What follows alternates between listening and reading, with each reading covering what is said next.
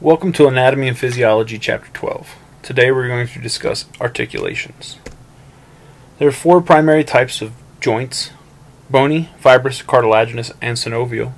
And in this lecture we'll also be discussing cartilage, which is a connective tissue from Chapter 6 that we skipped over. The four main types of joints also have subtypes. So under fibrous you can see there's three: suture, gymphosis, syndesmosis. Under cartilage you can see there's Synchondrosis and Symphyses. And for synovial there are gliding, hinge, pivot, condyloid, saddle, ball and socket. Let's go ahead and start off with the bony joints.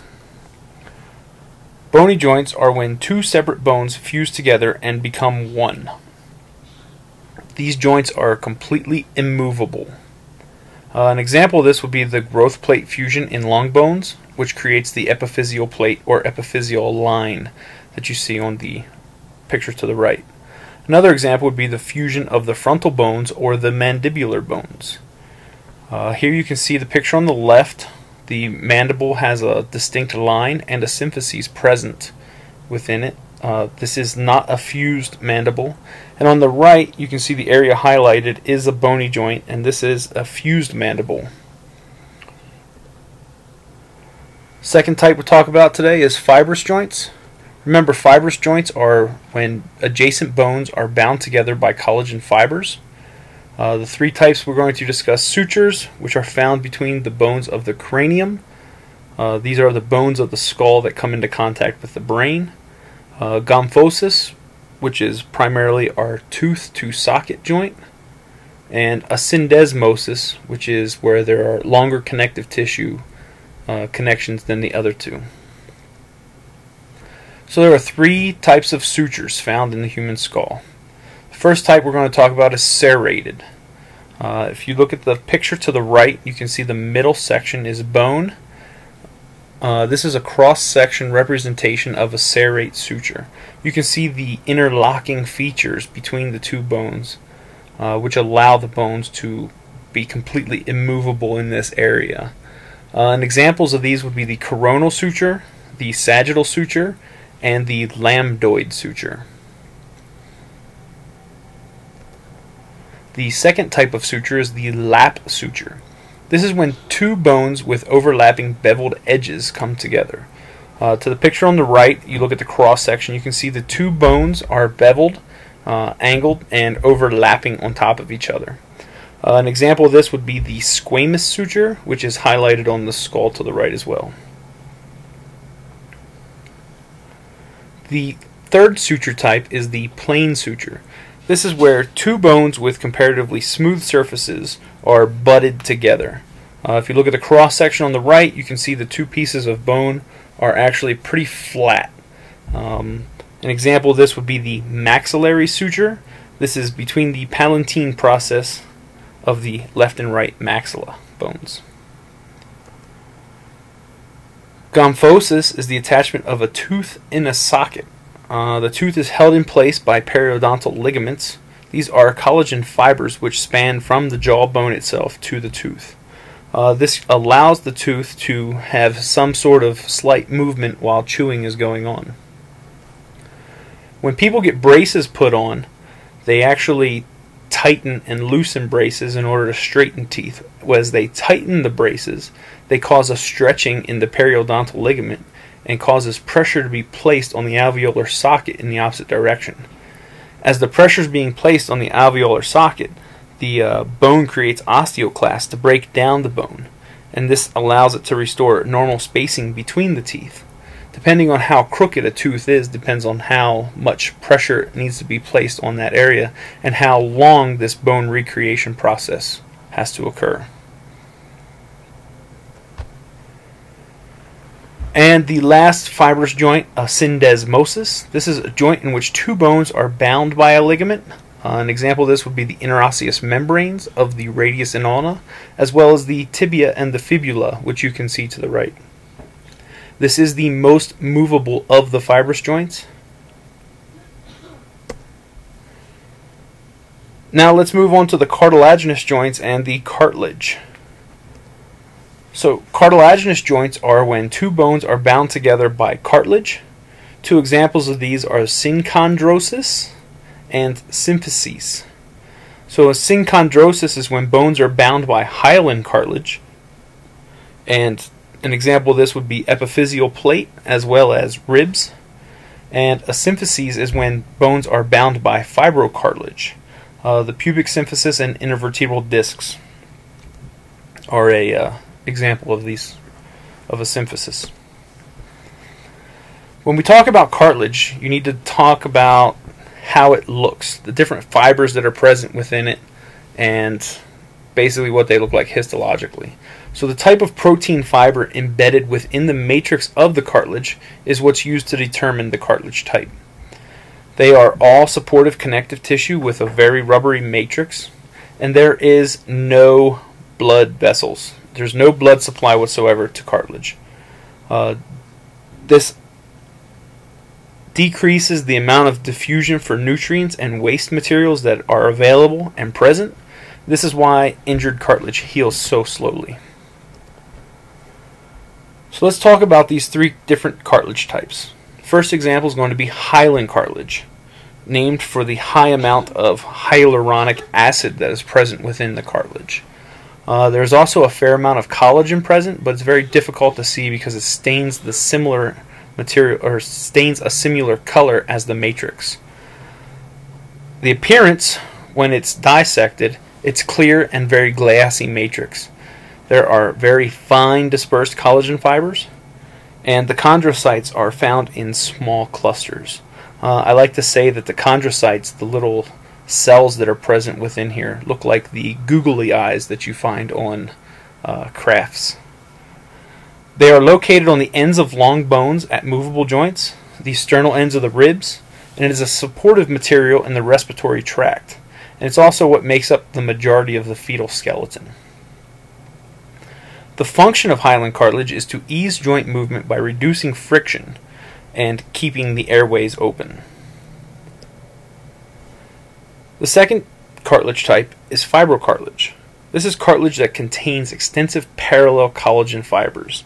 You will never see a perichondrium present on fibrocartilage. This is because it's centered in between two areas of hyaline cartilage, and you won't find a perichondrium between the two cartilage types. So its locations are the pubic symphysis, the meniscus, and the intervertebral discs. And its function is to resist compression, absorb shock, and reduce wear and tear. In fibrocartilage, you can very well highly distinguish the collagen fibers that are present. These are the blue wavy lines that are present in the picture to the left.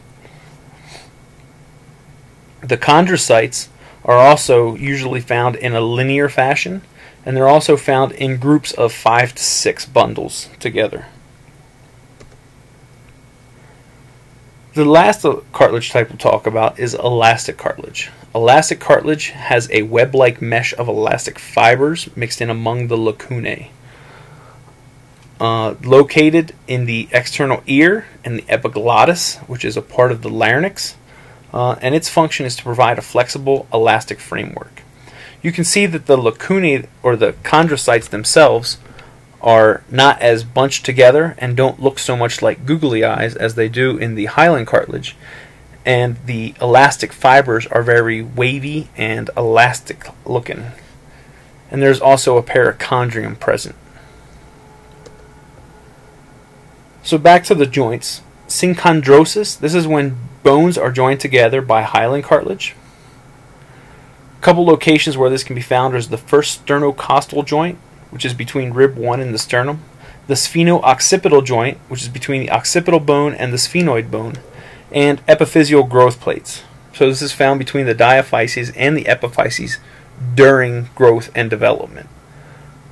Once this epiphyseal growth plate disappears, this now becomes a bony joint when it's fully ossified.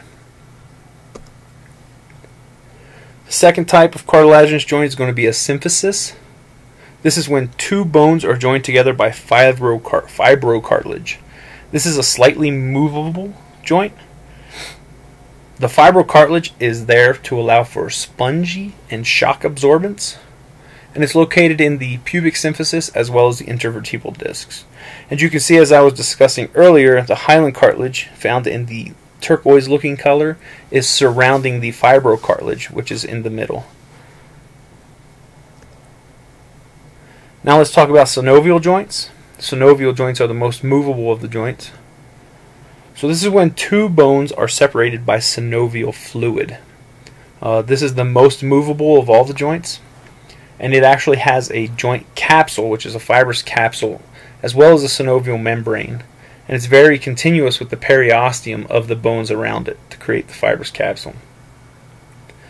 Inside the capsule there is synovial fluid. This is a very viscous fluid which is rich in albumin and hyaluronic acid, and it causes it to lubricate the joint. Synovial fluid is very similar to an egg white when you freshly crack an egg. If you pick up that egg white and run it between your fingers, this is very much what synovial fluid would feel like. And there is articular cartilage found in synovial joints as well. This is hyaline cartilage that lines the that covers the joint surfaces in the joint capsule. The joint cavity is the space that you find the synovial fluid in, and know that tendons always attach muscle to bone, and that ligaments always attach bone to bone. So you'll find both ligaments and tendons that create the joint capsule. Some of the characteristics of synovial joint you'll see in this picture here.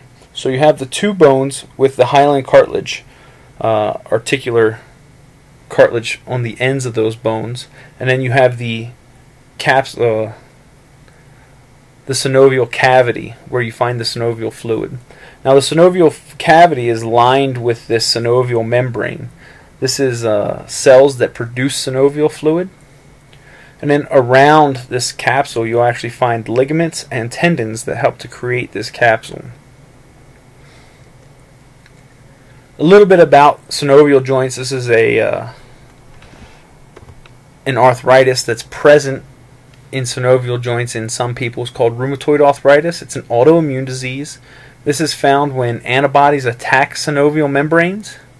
The fluid builds up inside the synovial cavity due to the inflammatory response, and a lot of the enzymes that are released into this inflammatory response cause a breakdown of the articular cartilage. The articular cartilage and the bone actually begin to erode away and reossify, much like how we discussed bone remodeling when we talked about braces. So to the left you can see normal joints, and to the right you see two arthritic joints.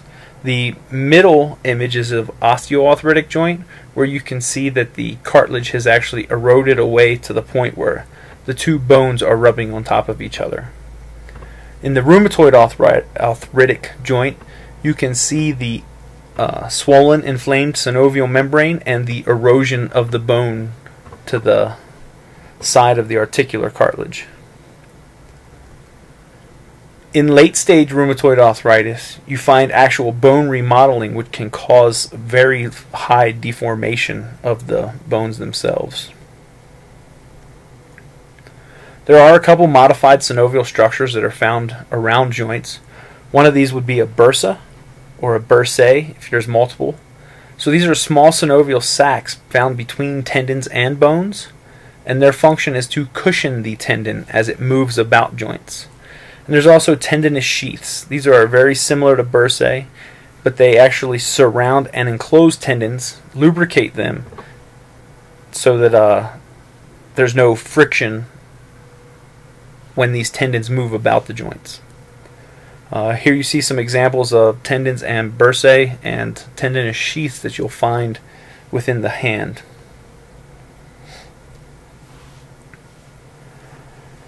Still remember, we're discussing synovial joints. These allow extensive movement. One thing you trade out for extensive movement is stability about a joint. So the more mobile and movable a joint is about its axes, the less stable it is. For example, the glenohumeral joint is easily dislocated, but it has a wide range of motion. So the 6 types of synovial joints are going to be gliding, hinge, pivot, condyloid, saddle, and ball and socket. These are listed from least movable to most movable. To remember this in this order, there's a mnemonic at the bottom: Gary's Harley passes Charlie's silver beamer. If that helps, that helps. If not, There's plenty of mnemonics out there, or create your own. So typically when we talk about synovial joints, we talk about how bones work about themselves. So here's an example of where you can find some of these synovial joints. First one we're going to talk about is the gliding or plane joint. This is when there's movement between two flat surfaces. So this is where bones slide over each other.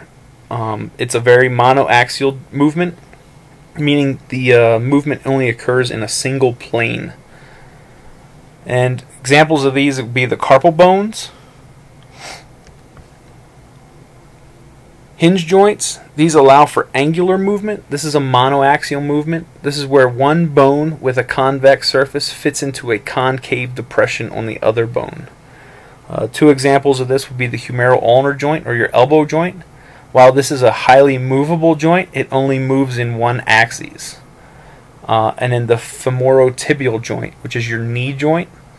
And this is a very highly movable joint, but again, only moves in a single axis.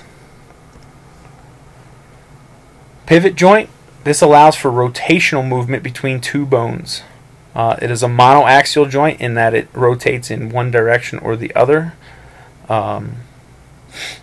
Two examples of this would be the atlantoaxial joint. This is between the dens and the atlas. This allows for us to move our head in the no fashion.